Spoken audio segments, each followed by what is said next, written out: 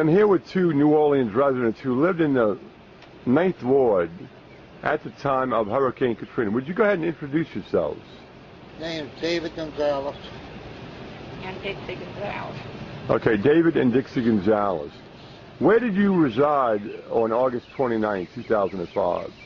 816 Gordon Street, Lower 9. So you were in the Lower 9? Yes. Tell us basically, Hurricane Katrina came on the 29th, and you guys stayed through Katrina, correct? Right. Yes. How many stayed? Was it you, your husband, and... The neighbor next door. And you have any pets? Yeah, we did. We had 1 dog, 4 cats. So tell us, from your view, what did you basically experience as Katrina came through? Well, the 29th, the wind blew hard. It was sheets and sheets of rain, and a tree blew down. Oh, we couldn't get off the porch. We were stranded. So about the first night we were there, I'm hearing all these things go off on the levee, and I looked at the levee. I said, "What are they doing, shooting off firecrackers?" He said, "No, blowing up the levee." So you actually heard the explosion? Heard and saw. Oh, yeah, And you saw it? I saw it. Yeah. What did you see? We couldn't see really that close, but we could see close enough. We seen the helicopters come over the levee, and I think they were dropping package charges and dropping them on the levee and let them blow up there. But they might have sent some guys down from the helicopter down there to work on it to blow it up right there. Okay, so you heard the explosion, you saw the helicopters. Right. Yeah. Now, the thing that people need to realize is the city of New Orleans is basically like a fishbowl. Yeah, And so as Katrina came through, the 17th Street Canal broke. Well, we know that breached. The water began to rise in the city. So as that bowl filled up, they had to relieve it, and that's how they did it, by blowing the levee, right? Yeah, Right. I'm pretty sure they did. So the levee blew and the water began to recede. What did you guys do at that point? Well, we still there. We spent the night there 2 nights in a row. And by the time that next morning come, it might have went down a little bit, but it wasn't that much yet. And that's when the boats that were picking up people picked us up, and they took us to the St. Claude Bridge. Yeah. From there, we walked over to St. Claude Bridge, and we caught a army.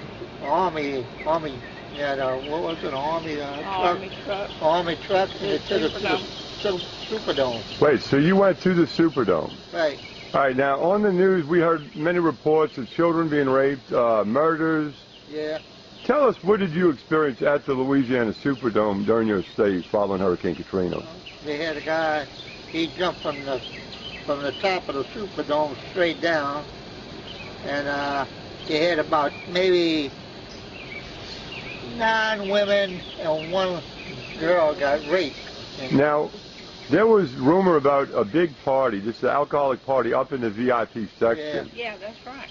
And the last time we spoke, you say that the National Guard would show up in the morning to drop off rations, and you didn't see him again until that night, correct? That night. He had gone up. One of them had gone up because there was a lot of noise and stuff coming from the VIP section of the dome. They were all drinking. A National Guardsman went in to see what was going on. One of them took his gun and shot him. So they took the gun from the guardsman and killed the guardsman? Yeah. I can't imagine. It was chaos. Everybody was doing their number 2 job and number 1 job on the floor. Yeah, but Saw a woman in there having a baby. She got up some kind of way, and she just left the baby. That was the most horrible thing I have ever seen in my life. it stunk so much in the Superdome, you had to go outside and lay. And that water came in so fast, we were floating out the door. We couldn't walk on our floor anymore. We were floating out the door. That's how fast that water came in that day. That morning at 6:30. And how deep did the water get actually in your residence? Shoot, about 7 foot. I know we were on the roof of the porch. I was sitting on a planter. It was a real high planter. And he sat me on top of that, and he got on top of that. All right, so your dog came out on the porch.